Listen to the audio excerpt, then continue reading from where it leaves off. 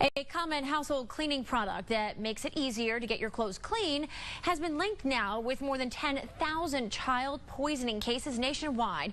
We are talking about those highly concentrated single-load laundry packets or pods.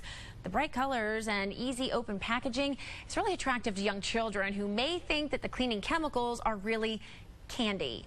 6 News anchor Lori Tucker has more right now in Caring for Our Kids. We know it is hard to believe, Kristen, that nearly 5,000 children this year alone have gotten into these pods. And as you see here on these pods made by Tide, if we can get a close-up look, by Procter & Gamble, it has added a big blue caution sticker all the way across for parents to see how dangerous this can be. But soon you'll be seeing more opaque packaging here instead of the clear like you see here, so that these colorful pods aren't so eye-catching for kids. And the American Association of Poison Control Centers is applauding this decision just announced earlier this month. Joining us now to talk more about the danger of these little colorful pods is Dr. Ryan Redman, ER Director at Children's Hospital. So what happens when a child puts one of these laundry packets in their mouth?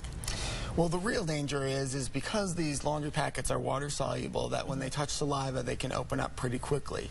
And for reasons that we don't really understand, the combination of these chemicals have made some kids extremely ill, requiring hospital stays, including ICU time and ventilator stays for up to 7 days. What are the symptoms? What happens? Generally, the first thing that's noted is trouble breathing and then also altered mental status. So the kids become very sleepy, unable to arouse them, and clearly parents see at that point that something's very wrong. And you've actually had a case at Children's. Well, we had a child who was found with one of these pods in his mouth. Now, they had called Poison Center. The parents were very surprised that they were instructed to come to the emergency department because they figured that this was probably going to be pretty benign. Now, luckily, that pod did not open and that toddler ended up being just fine.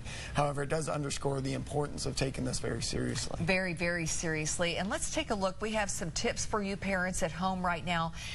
Doctor, let's go through these. First of all, obviously, don't let your kids handle these. You need to keep them up high. And also wash your hands after you use these. Let's talk about why that's so important. Because certainly some of the residue can get on your fingers. And again, because we don't fully understand the mechanism of why this is happening, it's best to be safe and try and get rid of all of the traces of those chemicals. All right. And you see the number there for poison control. It is 1-800-222-1222. Always helpful to keep that number very handy. Keep it in your cell phone. Keep it close at hand. And I want to ask you, too, because the Tide is not the only maker of this product. And we also have dishwashing pods as well, but those are different. Exactly. We haven't seen that kind of toxicity with the dishwashing pods. However, it is generally recommended, of course, that you keep those out of the reach of children. They still do look like candy, and they can cause a lot of GI upset. We just haven't seen quite as serious complications with those. Yeah, you still don't want your child to put them in their mouths, exactly. But it's good to know that that is not quite so lethal. All right, does it surprise you that so many kids are getting into these? It does until you get a good look at them, because they certainly look very colorful. They look, kind of frosting-like almost, quite appetizing if you're a 2-year-old. Unfortunately, I know. All right.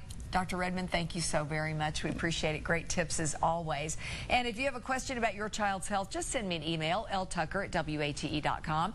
And be sure to tune in every Thursday here on 6 News at 5:30 to see if we use your question on the air. Kristen. All right.